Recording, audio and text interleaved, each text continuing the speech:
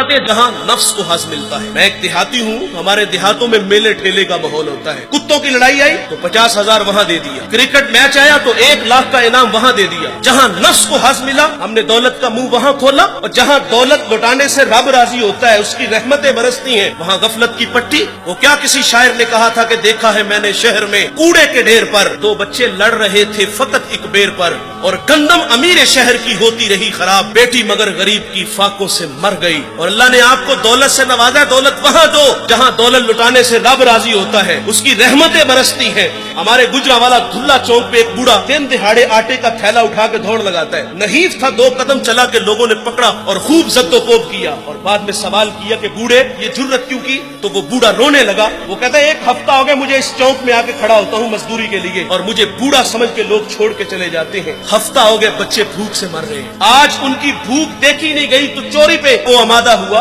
اور دولت جہاں لٹاؤ.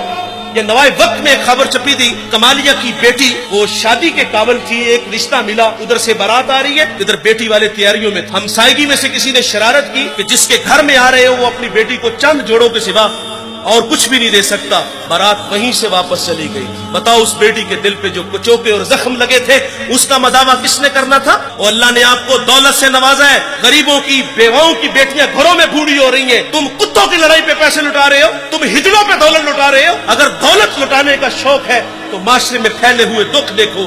یتاما مساکین پہ دولت لٹاؤ تاکہ تم خدا کی رحمتوں کے مستحق ٹھہرو. لیکن دولت وہاں دی جہاں نفس کو حظ ملا.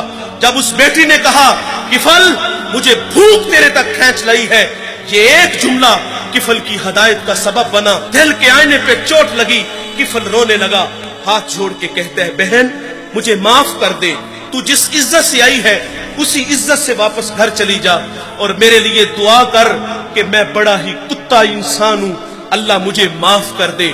وہ بیٹی گھر چلی گئی اور ادھر تقدیر کا قلم چل گیا. اسی رات کفل کو موت آ گئی. صبح ہوئی تو زمانے نے کفل کی دیوار پہ یہ لکھا ہوا پڑا تھا کہ اللہ نے کفل کو معاف کر دیا ہے. وہ معاف کر کے راضی ہوتا ہے. بھائی کوئی بندہ مرنے سے پہلے آ جائے, ہاتھ جوڑ کے کہہ دے کہ یا اللہ آج کے بعد گناہ نہیں کروں گا, یہ اس کا وعدہ ہے کہ جو میری چوکھٹ پہ 2 آنسو لے آتا ہے میں اس کے گناہ کو لوح محفوظ سے مٹا دیتا ہوں. اس ویڈیو کو شیئر ضرور کیجئے, ہو سکتا ہے آپ کے ایک شیئر سے یہ بات کسی کے دل میں اتر جائے. جزاک اللہ.